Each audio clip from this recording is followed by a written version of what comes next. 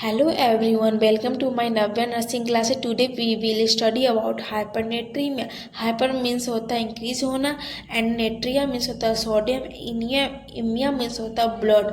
Means कि blood या serum में क्या होगा कि सोडियम की लेवल इंक्रीज हो जाएगी नॉर्मल वैल्यू से, उसे कहेंगे हाइपरनेट्रीमिया। मतलब ये होगा कि जो ब्लड में जो एक्स्ट्रा सेलुलर जो फ्लूइड होती है सीरम में, उसमें क्या होगा कि जो सोडियम आयन की कॉन्सेंट्रेशन जो लेवल होगी वो हाई हो जाएगी, तो उसे हाइपरनेट्रीमिया कहा जाएगा।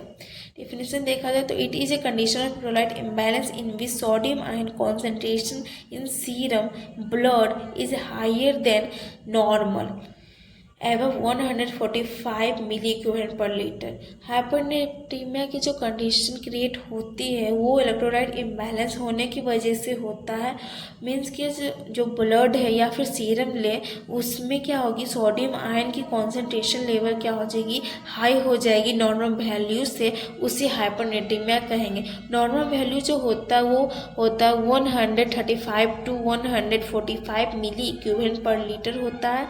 बट हाइपरनेट्रीमिया की कंडीशन में क्या होगा कि 145 मिली इक्विवेलेंट पर लीटर से एवं हो जाने पर हाइपरनेट्रीमिया की कंडीशन दिखती है पेशेंट में। ठीक है, तो इलेक्ट्रोलाइट इम्बैलेंस होने का मतलब कि इलेक्ट्रोलाइट बैलेंस जो होती है, मतलब इलेक्ट्रोलाइट आखिर है क्या। इलेक्ट्रोलाइट जो होता है वो दो टाइप का होता है इलेक्ट्रोलाइट, एक कैटायन होता है, एक एनायन होता है। कैटायन जो होता है पॉजिटिव चार्ज को कैरी करता है और एनायन जो होता है वो नेगेटिव चार्ज को कैरी करता है। तो पॉजिटिव चार्ज जो है वो सोडियम कैरी करती है, और सोडियम क्या कैरी करती है, पॉजिटिव चार्ज को कैरी करती है। जो सोडियम है बॉडी में वो कहाँ से आ रहा है, वो हम जो डाइट लेते हैं उसके थ्रू हमारे बॉडी में आता है। ये नेचुरल मिनरल्स होती है जो कि मेंटेन करती है हमारी बॉडी के डिफरेंट टाइप में पार्ट प्रोसेस में मेंटेन करती है। फर्स्ट जो आता है ये क्या, हमारी जो मसल स्ट्रेंथ है उसको मेंटेन करेगी, एसिड बेस को मेंटेन करेगी, वाइटल जो प्रोसेस होता है उससे मेंटेन करेगी। सारी कंडीशन में इलेक्ट्रोलाइट क्या करता है, मेंटेन करके रखता है। तो अगर उसमें इम्बैलेंस हो जाता है तो वो क्रिएट कर सकती है कंडीशन हाइपरनेट्रीमिया की। तो हम नेक्स्ट देखते हैं काउजेज। हाइपरनेट्रीमिया है तो इसकी क्या क्या काउजेज होगी वो। रेनल डिसऑर्डर के मतलब ये हुआ किडनी की फंक्शन अच्छे तरह से काम नहीं करने की वजह से हाइपरनेट्रीमिया होगा। देन आता है सीवियर वाटरी डायरिया। अगर किसी पेशेंट को डायरिया हो रहा है तो उसमें वाटर लॉस बहुत ही ज़्यादा उस पेशेंट में होगा, इस वजह से भी क्या होगी कि कंडीशन हाइपरनेट्रीमिया कंडीशन क्रिएट होगी उस पेशेंट में। नेक्स्ट जो आता है repeat over NS infusion. Means कि हाई अमाउंट में अगर एनएस इन्फ्यूजन बार बार हम दे रहे हैं उस पेशेंट को, किसी भी पेशेंट को, तो उसमें क्या होगा कि हाइपरनेट्रीमिया की कंडीशन दिखेगी। नेक्स्ट आता है इनएडिक्वेट इनटेक ऑफ वाटर। मतलब ये हुआ कि कोई भी पर्सन अगर एडुकेट इनटेक वाटर नहीं करता है तो उसमें भी क्या होगा कि हाइपरनेट्रीमिया की कंडीशन क्रिएट होगी।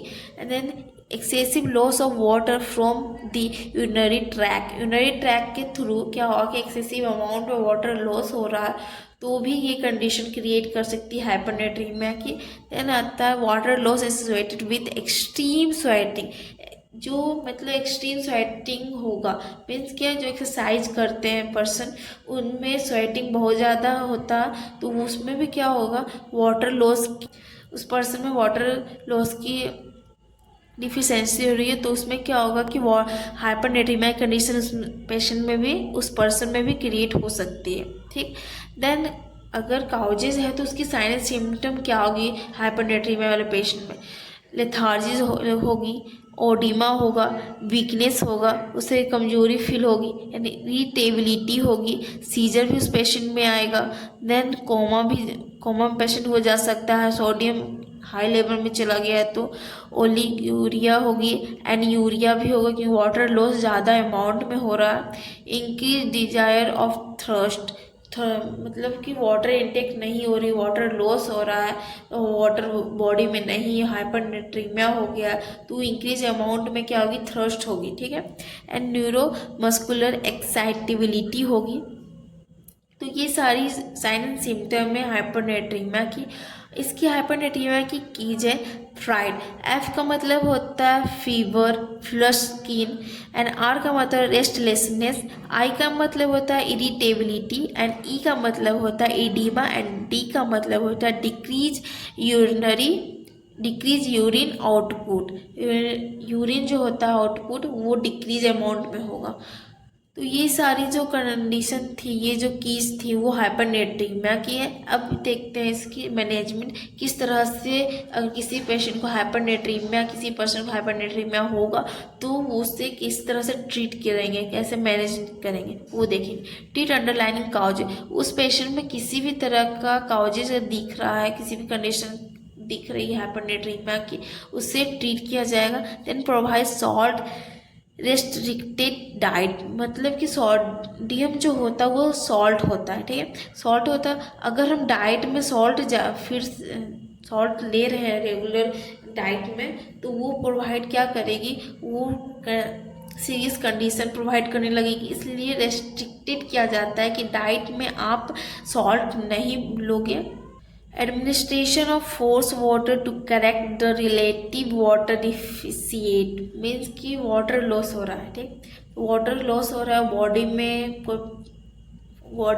वाटर नहीं है, वाटर लॉस भी बहुत अमाउंट में ज़्यादा में हो रहा है, ज़्यादा अमाउंट में वाटर लॉस हो रहा है, वाटर की डिफिशियंसी है बॉडी में। तो क्या होगा कि उसे हम फोर्सफुली बोलेंगे, करेक्ट एडवाइस देंगे, एडमिनिस्ट्रेशन किया जाएगा कि आप वाटर लो, एडमिनिस्ट्रेशन आप वाटर इंटेक करो, जितना हो सके आप वाटर को कंज्यूम कीजिए कि आपका मेंटेन हो सके वाटर की जो डिसबैलेंस हुई आपकी बॉडी में, ठीक। मेंटेन इनटेक आउटपुट चार्ट, जो इनटेक आउटपुट जो चार्ट होती है उसे मेंटेन करेंगे। देन डेली वेट चेक, और वेट चेक डेली किया जाएगा। Thank you.